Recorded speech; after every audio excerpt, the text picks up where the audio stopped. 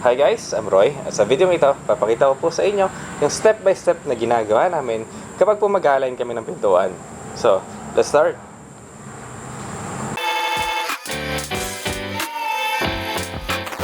So, ang una po natin gagawin, i-assess po natin kung ano pong meron dun sa ating cabinet, kung ano po yung mga hindi pantay, kung ano po yung mga kailangan nating i-adjust.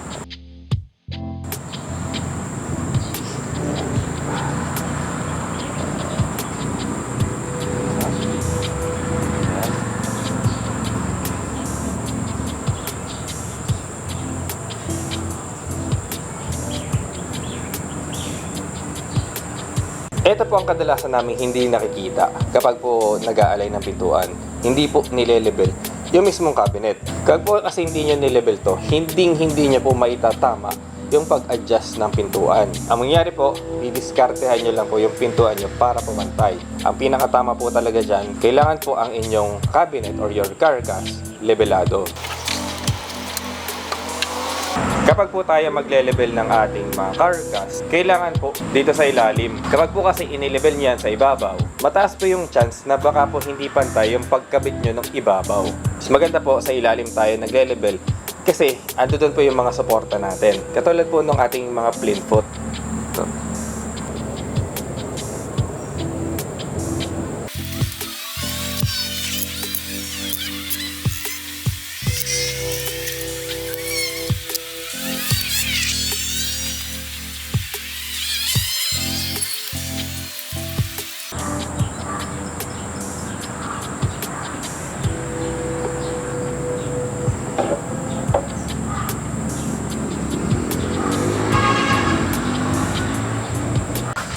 So once po ma-level na natin siya, tsaka lang po natin pwedeng i-adjust yung mga pintuan. Pag po hindi talaga level yung inyong carcass, hindi nyo po yan may adjust. Nangyayari po dyan, kung may adjust nyo man, pilit po ang inyong mga bisagra. So i-adjust po muna natin yung hindi lapat na pintuan. So kung mapapansin nyo po, ito pong pintuan natin ay masyadong malayo. Kasya pong pumasok ang ipis dyan. Ito po muna i-adjust natin bago po natin i-level yung ating pintuan. Yan. So, paano po ba natin i-adjust itong part na to? Tingnan po natin yung loob. So, ito na po yung ating bisagrang i-adjust. Ito pong taas. Kung gusto niyo pong malaman kung paano mag-adjust sa mga bisagra, meron po tayong video. Andi dito po. Yung para sa adjustment ng bisagra. Phillips screw. Ito po yung dulo. Yan. So, minsan po, ang madaling pag-adjust niya, bubuksan niyo po yung kabilang pintuan. Tapos, isasara niyo po itong ina-adjust niyo. Then, dito po kayo mag-adjust sa loob. So, medyo malaki pa po yung dito sa likod. So, kaklamp natin siya para dumikit. Yung dito po kasi sa baba, okay na. So, dito lang yung sa taas, problema natin. Yan. Yan. So, meron na po tayong isang na-adjust. So, yan. So, dikit na po siya, hindi na po kasi yung ipis dyan. So, yung next naman po na gagawin namin, papantay po namin siya sa gilid. So, dito po sa mga gilid niya. Ganon din po yung technique na ginagawa namin. Bubuksan nyo po yung isang pintuan, tapos i-adjust nyo po yung sa bisagra. Doon po sa pag-align nito, dito sa ating carcass, itong pintuan, ito po yung ginagamit natin. Ito po yung pang-align sa kanya. Ito po yung pang-left and right niya eh. So kung mapapansin nyo po, ito po, hindi siya masyadong align. Pero pag tinignan nyo po siya, dito sa baba, yan, align na align po siya.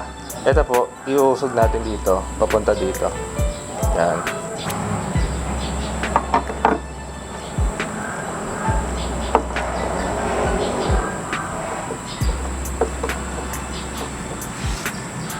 Na-align na po natin siya.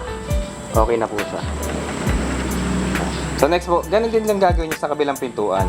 So okay na po tayo dito sa kabila. So, ulitin lang po natin yung ginawa natin dito sa kabilang pintuan.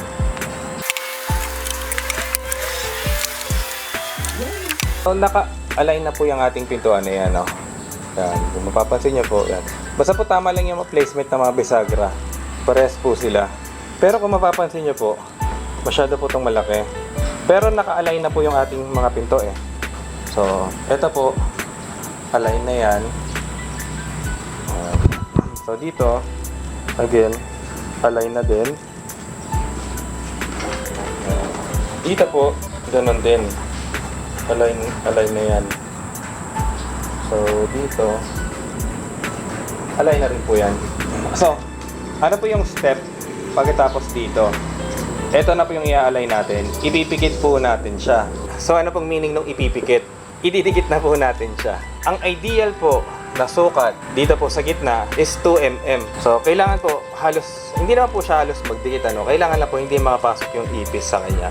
So, yun lang po yung main concern natin. Ipis talaga. Langgam po kasi hindi naman po natin talagang masisecure ito kung sa langgam. Gusto nyo pa balutin nyo ng clean wrap. So, ayan. So, paano po natin i-align? Ito, or pagdidikitin. So, dito po, ito po yung left and right niya. Dito po tayo mag-a-adjust. Ang adjustment po nito, kailangan po pareho. Kapag po nag-adjust kayo dito sa taas, kailangan po mag-adjust din kayo dito sa baba. For example, nag-ikot kayo dito ng dalawa, dito po sa baba, kailangan nyo rin po mag-ikot. Bakit? Kasi pantay na po ang ating cabinet dito sa side na to. Pati po dito sa side na to. So, pakita ko po sa inyo.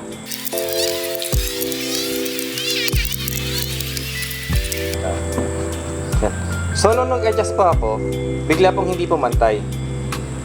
Yung dito sa taas. So, hindi po siya pantay. So, ang gagawin lang po natin, dito po sa side na to, yung bisagra po, i-adjust ko lang siya papunta dito. Kasi dito po sa baba, hindi rin pantay. So kapag po ito, in-adjust ko to, papunta dito, bababa po ito. Yan.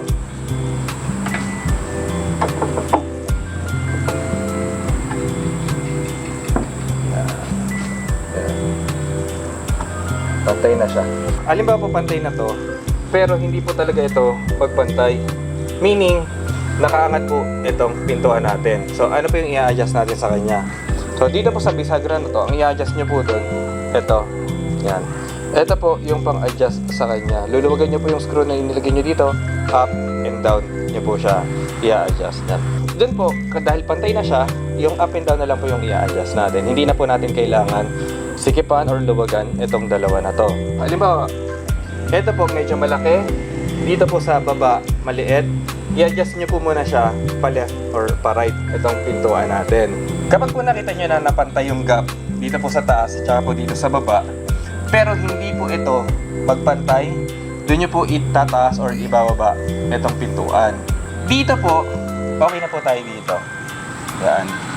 Pantay na po yung gap ng gilid natin. Yung dito po.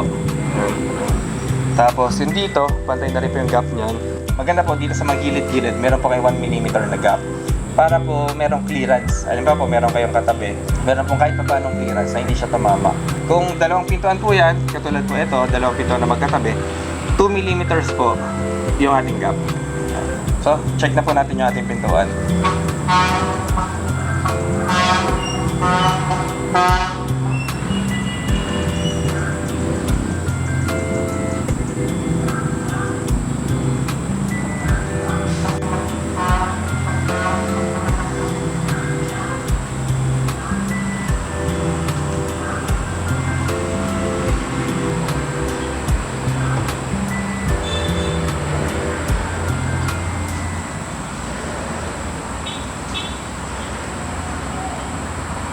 So, ayan po yung ating crash course para po sa pagpantay ng pintuan. Ito po, hindi nyo po ito ma-achieve kung hindi po pantay ang inyo, syempre, cuttings. Pag po pantay yung cuttings natin, magiging maganda po ang lapat ng ating mga pintuan. Kapag po hindi nyo siya mapantay, lagi nyo pong ito-double check kung square ba yung carcass niyo. Kasi isa rin po yun sa mga culprits or yung mga dahilan kung bakit hindi po magpantay yung ating mga pintuan. Kailangan po ito ay hindi po siya twisted. Kailangan po yung inyong carcass talaga ay level sa sarili niya. Hindi po siya nakadepende sa dingding or sa flooring. Kailangan po stand alone siya or mag-isa siya na level. So alam niyo po ba na meron po kaming workshop para po sa cabinet making. So kung gusto niyo po pang matuto or kung gusto niyo po ng face to face or ako po yung magtuturo dito sa cabinet making, message niyo po kami sa aming Facebook page sa fb.com/royjola. Yung ating workshop po ay kadalasang Sundays and ang students po natin maximum siguro ng 4 lang. So 3 to 4 lang po para po mas matutukan natin yung mga students kapag po nag-workshop. Yan po, so if ever po na meron kayong questions, suggestions, and any other comments po regarding sa ating video, comment nyo lang po sa baba, tatry po natin silang sagutin. So, yun lang po. Thank you!